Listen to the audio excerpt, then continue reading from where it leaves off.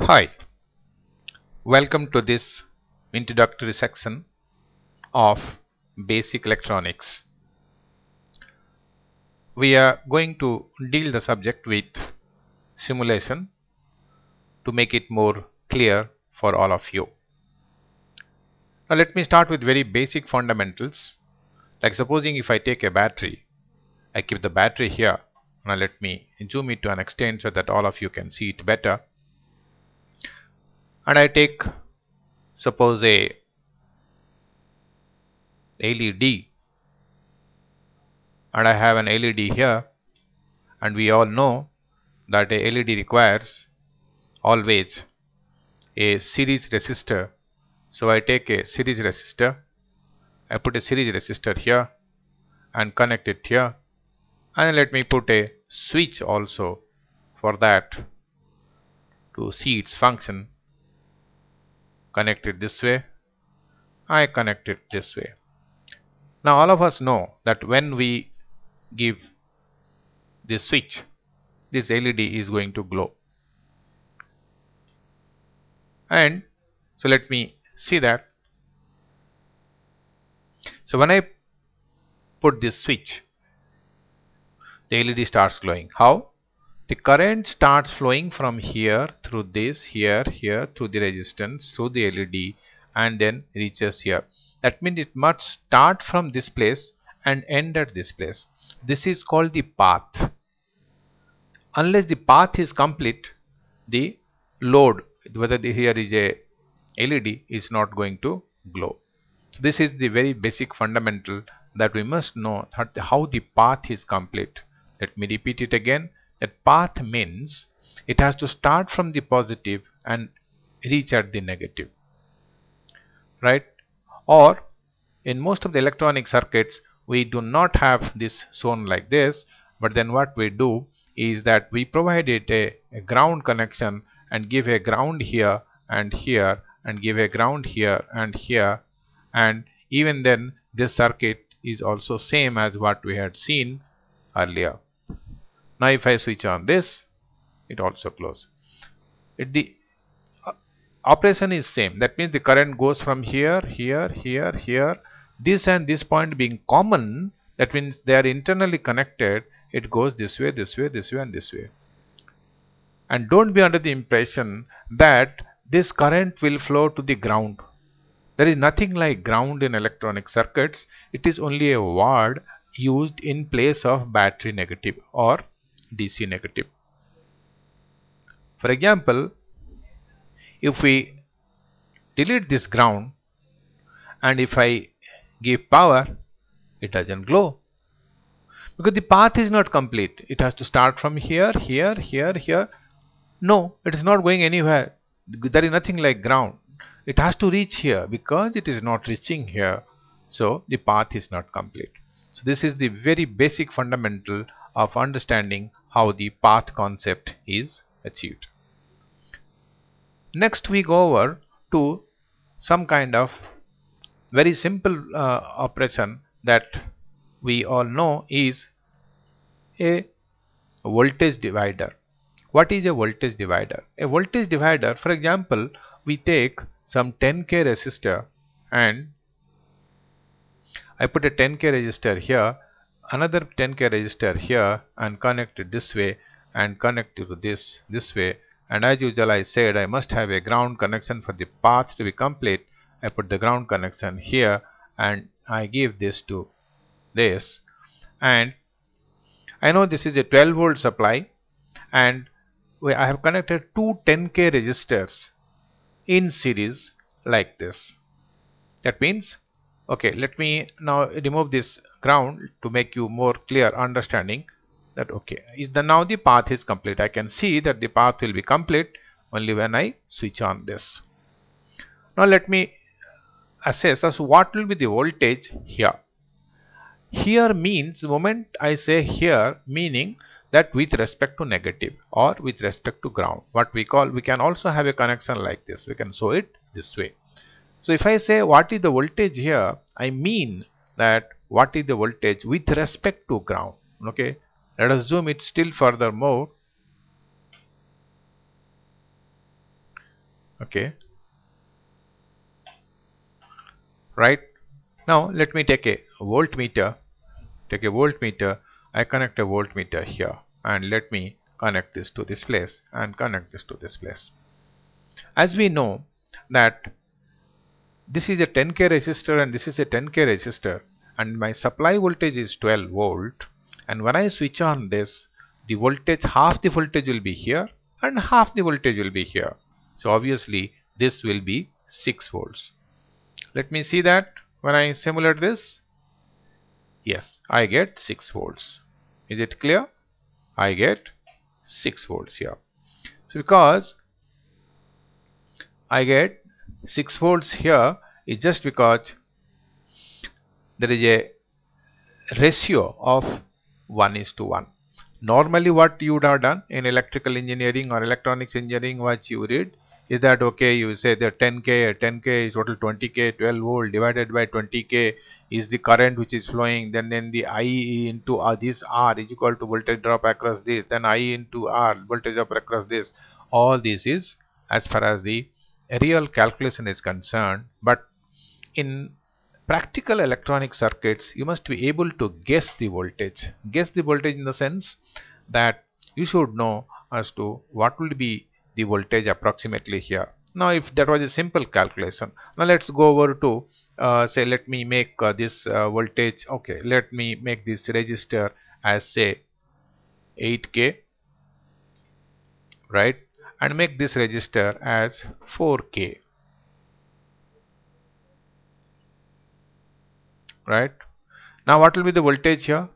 Think in those terms only. See, this is 8k, this is 4k. That means this is 2 times of this. The total ratio, total is about 3. So 12 divided by 3 is 4, and 4 into 1 is 4 here. 4 into 2 is 8 here. That means this voltage will be 8 volts and this voltage will be 4 volts. That's the way that we should understand. Now let's put it in this way and see. Yes. So we are getting it exactly 4 volts here. But we can see. Sorry. So we see that it is 4 volts here. Oh, it goes away to that side. Okay. Right. So you can see it. There is a 4 volt here. So like that you have to calculate in approximation as to what will be the voltage at a particular point. So that is very important when you are handling practical circuits, and you can't go into calculations of that nature. Actually in the marketplace you perhaps will not be able to get a resistance of 8k and a 4k.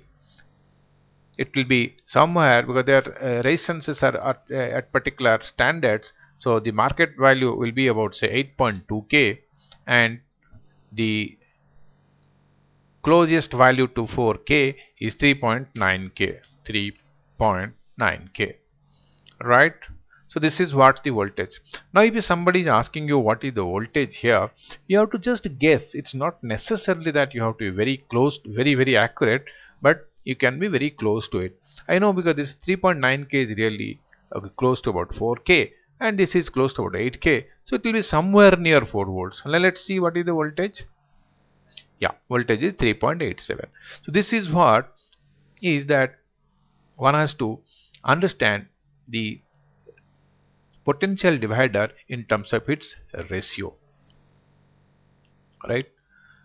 And now next move that we would like to go for understanding a variable resistor.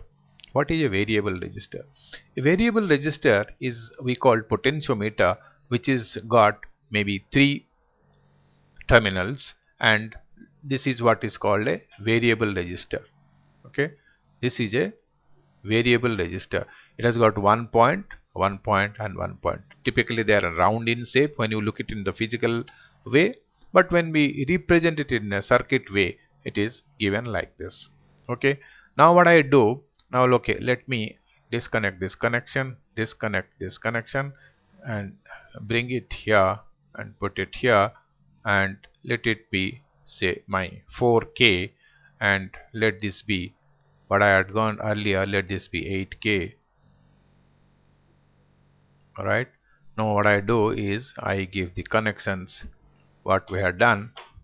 So I give this connection to here, I give this connection to here, and I give this connection to here. Now let me see how the voltage is behaving in a voltage divider situation. I know if this is 12 volt and this is 8K and this is 4K, that means at this point the voltage will be 4 volts. At this point the voltage will be 0 volts. Right? So let's see, and at this exactly at 50% the voltage will be half the voltage of 4 volts, because the total voltage drop across this is 4 volts. So this will be half the voltage. Now let's see, while we power it, I get exactly 2 volts here. Now if I go on going up, I see the voltage is going up. Now here it comes to 4 volt. When it comes here, it is 4 volt, or when it goes down, it goes to 0 volt. So this is how a variable resistor can be used for getting variable voltage as per our requirement. Sometimes we require such kind of arrangement where a particular voltage needs to be given to certain circuit. So that is how the potential divider comes into real picture. Now next, after understanding the potential divider, let's see that how we use sometimes a variable resistor in a little different fashion. Like for example, I delete this, and what I do is, okay, I take this connection and give it here, and give it say here. Now let me see what exactly the situation here. Now this resistance is 8K, but this 4K resistance is now half of it is bypassed. You can see half of it is bypassed. That means the virtual resistance of this, the actual resistance of this is about 2K. That is from here to here, because here to here it is bypassed. So it's a 2K resistance. That means 8K and 2K. In that ratio it will come. That ratio means 8K, 2K. This is about how many times? 2K is about 6 times. So how much voltage will I get? I get 2.4 volts. And when I change it this side, the voltage goes on falling and ultimately goes to 0. That means I am able to vary it from 0 to 2.4 volts. And if I go on above, and then I get 4 volts. This is also another arrangement where I can vary the voltage in this fashion. Right? So this is how the potential divider or a variable resistor can be used for specific requirement of voltage. Now, having seen all this, let's go over to some very simple circuits that we will be using in our projects. Now let us remove all this. Let's have the meter only, and let me take a transistor. Now let's say if I take a transistor here, this is a transistor, and then let me connect this.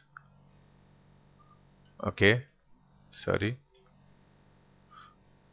we go to a LED again. Okay, let's connect an LED here.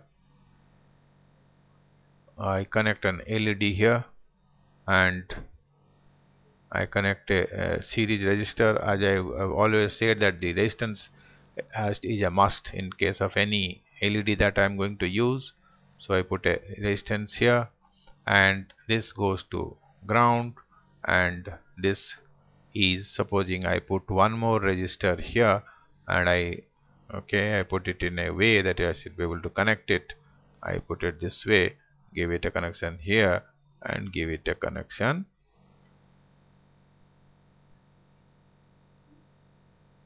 here. Now let us zoom it so that all of you can see it better. Oh, not coming. Okay, so I take it this way. Sorry. Right, now it's visible. Okay, Now let me analyze this circuit. Now okay, connect the voltmeter also here. We'll see what is happening when this is powered. Okay. Now when I power this, I know there is a leak, there is absolutely 0 volt here, and then when we switch on this, what happens that this LED glows this way. How? Transistors in most of the cases what we will be using in our projects are used as switches. Transistors have got several other features, but in all our projects, most of our projects will be using transistor as a switch. Let's understand how this works. Now when I apply the power, the first current flows this way, this way, this way, this way, this way, this way, this way, this way. That means the base to emitter the current flows. This is an NPN transistor, and in an NPN transistor the current has to flow from base to emitter for the collector to emitter to get switched on like a switch. So what happens? So when the current flows this way, this way, this way, this way, this way, this way, and this way, and this, then only this current starts flowing this way, this way, this way, this way, and this. And once the current starts flowing between this is, as I said, these 2 points are just like a switch. Just like a switch means once the switch closes, the voltage drop across this is nearing 0. Just the switch drop or the saturation voltage drop we call it. And so since this particular point comes to ground, because this particular point comes to ground, it is nearly 0 volts. So this is what a transistor is used like a switch. Now let's understand a little more about it. That means when this current is flowing between base to emitter, then only the current will flow from collector to emitter in the direction of the arrow. That means this current will flow this way and this current will flow this way, right? This current will flow this way and this current will flow this way. So this is what the way that the transistor is operating on a switching function. Now when this current flows from here to here, when this side is high and this being low, low means negative. So when this is high, then only the current flows. So and at that situation, this point becomes low. That means since this point comes to ground, so this becomes low. That means when base is high, that means when this point is high, this point is low, and when this point is low, this point will be high. We can see that. Now supposing I do not pass the current through the gate, through the base. Now let's see. You see, if I do not pass current through the base, there is no current flowing. There is no current flowing here, nor no current is flowing here. So what is happening? I am getting the full voltage here. That means this is the open circuit voltage, or I call it high. So when now this is low. Low means there is no current flowing here. So this is low. So when this is low, this is high, and when this is high, this is low. That's what we have seen. Now we will connect it again. Okay, I connect it again and see what is happening. See, now this current flows this way and this current flows this way, and that is how the switching function of a transistor is achieved. In most of your projects, we'll be handling switching functions like this. Well, we will be using another component which is called a relay. You know, a relay typically is a component.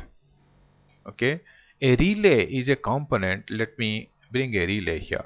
Okay, this is a relay.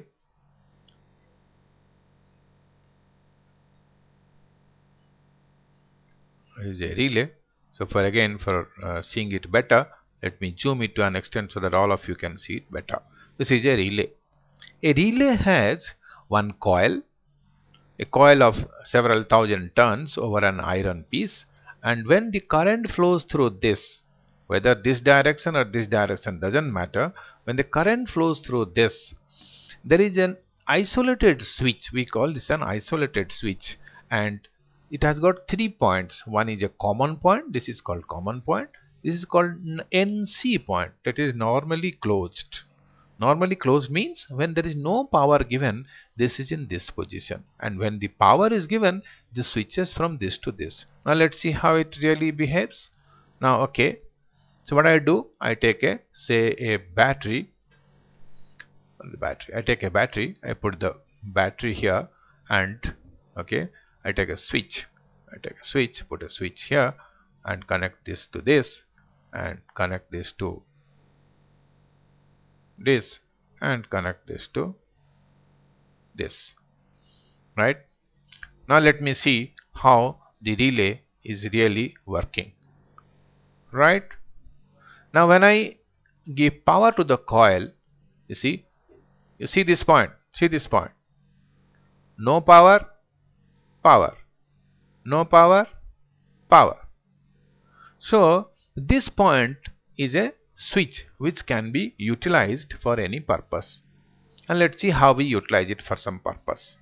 Okay, we go back to the same circuit that we have at the top, and we will replace the transistor with a relay. Now let's go over to this, disconnect this and disconnect this, and what I do is I take a relay, I put the relay here, right? And okay, if you are not able to see it better, let me zoom it, right? And what I do is I take this positive supply, with the obviously this is positive supply. When the switch is closed, this positive supply is available here, and I connect this to this. Alright, now let's see how it behaves. Now right, that means right. So what we have seen here, that only when the current flows in the base to emitter circuit, then only this switch closes, we have discussed. So after the switch closes, this current flows this way, and the path is complete. And that is how this switch changes to this side. Right? Let's operate few more types. Right? You look at this. This. So this sort of arrangement can be utilized for certain other activities also. For example, if I take an AC supply, say I have a AC supply, and let me take a lamp. Supposing I put all of them in series, the lamp, AC supply, and what I do is I connect here, and let me connect this,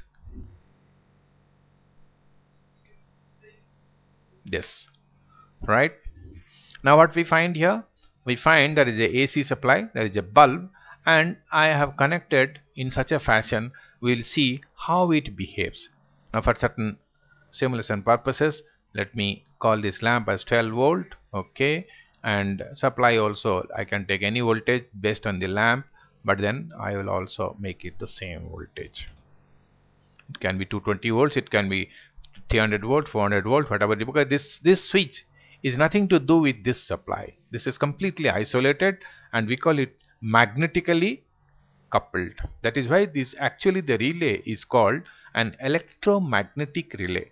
It's not a normally people call it a relay, but it's an electromagnetic relay. Some people have a confusion or a misinterpretation that the relay is a protection relay. Relay actually is not a protection relay. Protection is incidentally is one of its activities, but actually the relay is used for this kind of purpose. Okay, now let's again power this.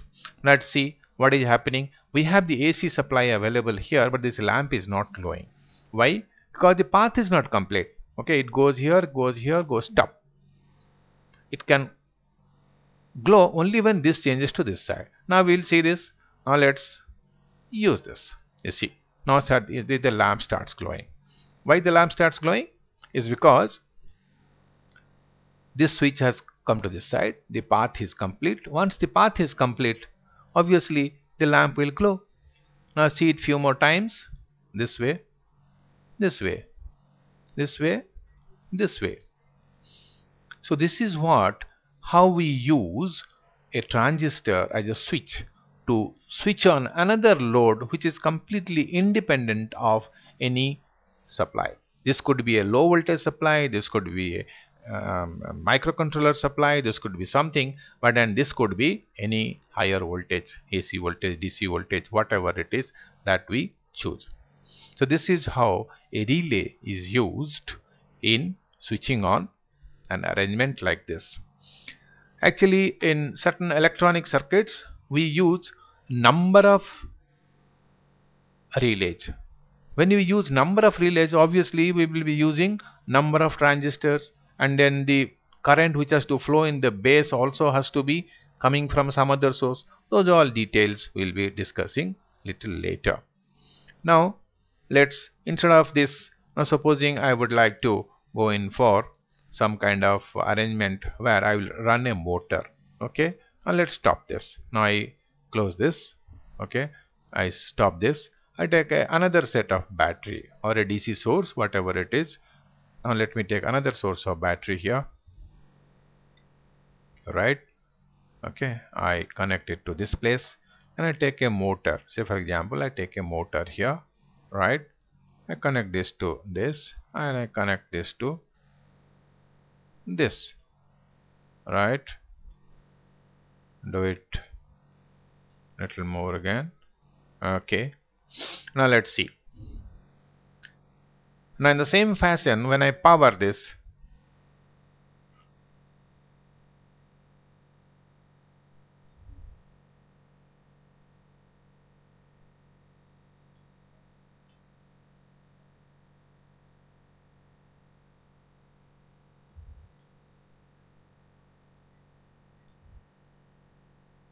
okay, there is some simulation difficulties here.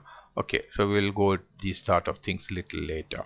Okay, so this is what we understand, that how a relay is used in our circuits. Now we will go over to one more important component, which is called operational amplifier. We will be having separate audio for this, but let me give an overview of how an operational amplifier works, because we will be using in most of our projects operational amplifiers also. Okay, now let's delete all this and see how we use an operational amplifier. Let me have the switch and battery connection as it is, and let me go over to an operational amplifier. I take an operational amplifier like this. Okay, and as usual, I have to give a supply to the operational amplifier. I give a supply to this like this, and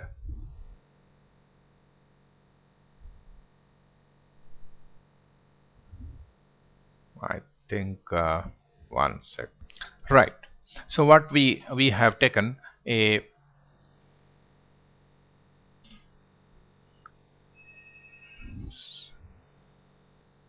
well. So we go over to like this now. So we give a supply to the IC, positive, negative, and then we know that operational amplifiers can also be used as comparators. What is a comparator? A comparator is that when plus